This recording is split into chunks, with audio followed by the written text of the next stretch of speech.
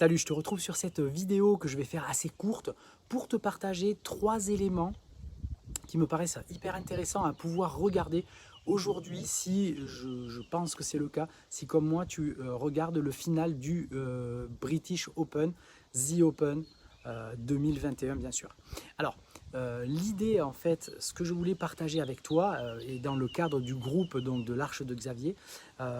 vraiment c'est 3 éléments et donc peut-être que un ou plusieurs d'entre eux, tu pourras je dirais, les mettre en œuvre dans ton golf, donc ça me paraît intéressant. Donc la première chose c'est la filière précision qu'utilisent pas mal des golfeurs qui sont, je dirais, devant et notamment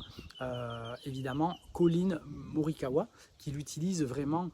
systématiquement sur ses attaques de green et ses coups de fer. Tu vas voir que, alors il ne va pas finir avec le bras droit complètement tendu parce qu'il cherche à rester vraiment très relâché, donc il va finir comme ça avec le bras légèrement plié en fait dans ce cadre là sur la majorité de ses coups de fer, mais tu vois bien qu'il utilise vraiment son corps, on va dire un ratio à 80% de corps, et donc du coup eh bien, il joue aux fléchettes avec ses coups de fer tout simplement. Ça va lui permettre d'avoir des directions qui sont vraiment très très bonnes. Donc ça c'est la première chose, mets-toi-le dans l'œil pour pouvoir, et regarde un petit peu ses routines par rapport à ça, de façon à pouvoir toi aussi l'expliciter sur le terrain. Le deuxième élément concerne le putting. Donc le putting sur les 3 hommes de tête, en fait que ce soit donc Louis Oosthuizen, Collin ou également Jordan Spieth, en fait ils ont des puttings vraiment comme la majorité des joueurs de ce plateau là,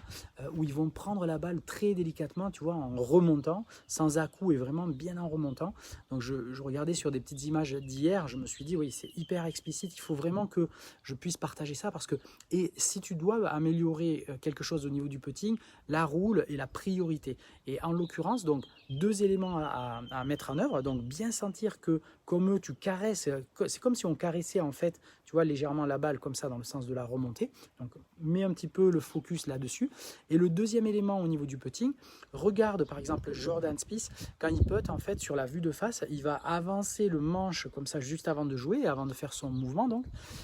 de sorte que le dynamic loft, c'est-à-dire l'ouverture du club au moment de l'impact, soit dans une ouverture optimisée pour son mouvement à lui et par rapport à son putter. Alors c'est vrai que c'est pas valable pour tous les modèles de putter,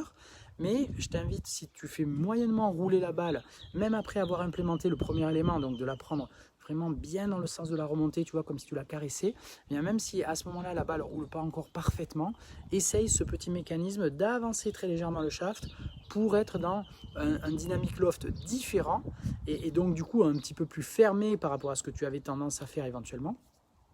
et peut-être qui va optimiser la roule de la balle, ce que fait beaucoup Phil Mickelson également.